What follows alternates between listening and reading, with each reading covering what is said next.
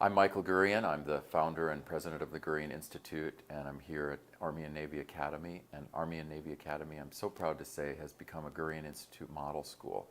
So that's a 2-year process, and it means that they've invested in this process of looking at what boys need and building a school that gives boys what they need. And of course, Army and Navy already, in a way, had all of that, because it already is a wonderful boys' school.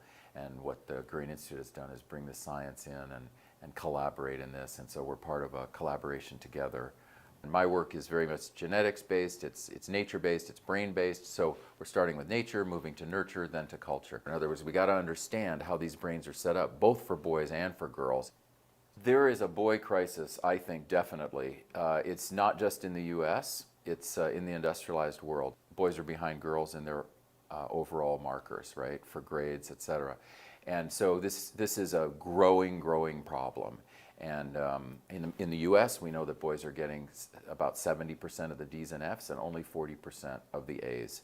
So this is getting to crisis proportion. And then when we add in the behavioral issues, when we add in 90% of the discipline referrals to principals and assistant principals are male, and the males getting suspended, expelled. In preschool, just already in preschool, males are 5 times as likely to get suspended or expelled. So this is a crisis we really do have to address. You know, a great thing about a boys' school is literacy and teaching literacy. And it's a great thing here at Army and Navy because they're doing, and you all are doing, all sorts of things like letting boys read what they want to read. Just that one thing, it just helps so much. Scaffolding techniques, visual prompts, etc. And I'll give an example.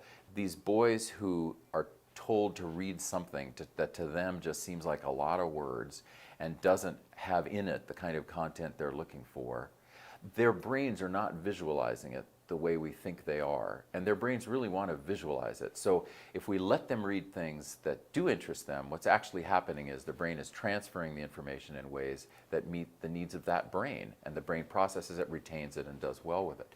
So the ability of a boys' school to look at this, it's a laboratory, because what we find with boys' schools is that a lot of those boys who would be in another classroom, let's take 7th grade, they'd be in a co-ed classroom, and they may be very well suited there, but some of them in that classroom are overwhelmed by the literacy skills of the girls in that classroom. The writing skills, the reading skills, they're just overwhelmed by it, and they can't compete, they just drift, and we lose them. But in a boys' school, they are among compatriots, all of whom are sort of learning the same way, and so they can excel in ways that they couldn't there. They can do arts, they can create plays out of Shakespeare, you know, they do all these things without girls watching and without being embarrassed about girls. They can do all these things, and that just helps them develop better literacy. A kingdom for a stage, riches to wax. One of the things that's just great here at Army and Navy is the mentoring, that whole mentoring piece, the TAC officers, just in the broad category of mentoring. And it's a word that's used a lot. What do we really mean by it? I think what's happening here is what we mean by it. Sort of internally and developmentally, boys are looking to be raised in 3 family systems. And so the first family is generally whatever is their nuclear unit. That's the first family. They're also looking to be raised by a second family. And that's the role of an Army and Navy, and that's the role of mentoring. So hundreds of years ago, all of the males, no matter what continent we're from, all of the males, by the time they hit puberty or just before, entered into a master-apprentice relationship. And that's how they were mentored from boyhood to manhood. So they still had mom, dad, etc., if they had that. But then they went to this blacksmith, or Michelangelo went to his artist, or whatever it was. A musician went to a musician. And they went into these master-apprentice relationships. So they got that direct mentoring. And one of the things that's lacking for our boys in the US right now, and to some extent the industrial world, is this direct mentoring. And here at Army and Navy, the setup is for direct mentoring. So they actually are giving the boys that master-apprentice relationship so that the boy can gradually learn from them. And of course, there's more than one master. So there are a number of mentors as the boy is developing. So developing character and leadership, it's very hard to do that for an adolescent male if all he has is one person trying to do it. He really needs first family, second family, and then of course third family is larger, cultural family. He really needs that second family, and it gives him that mentoring, and then he can develop as a self. So that, I think that that's a crucial piece here that's just working very well.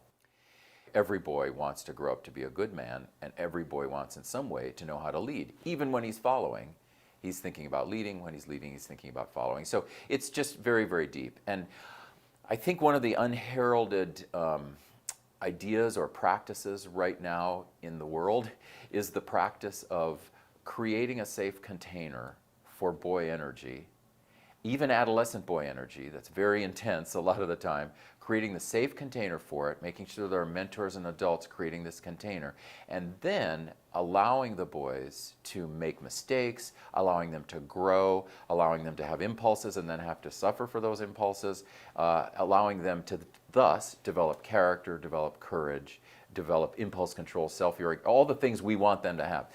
And the ironic thing is that over the last, I think, 30 or 40 years, we've gone in the direction as a culture of intervening all of the time.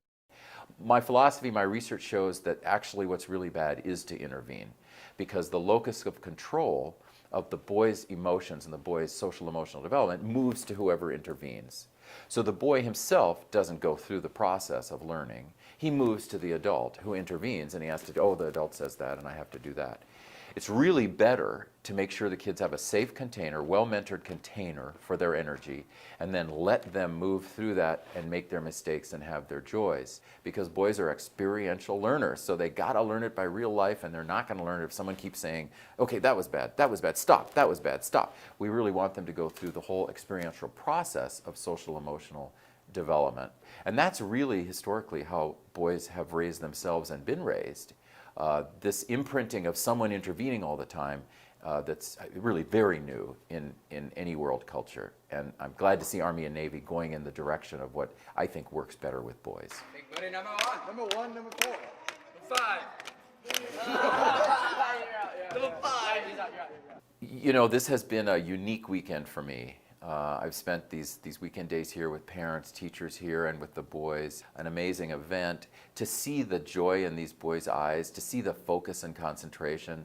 You know, they're really focused, really concentrating. To see their buy-in to this developmental framework for their lives. And there's so much joy also among the faculty. And really that's one of the ways that I think we ultimately gauge success, is if we feel that there's love and joy being transmitted.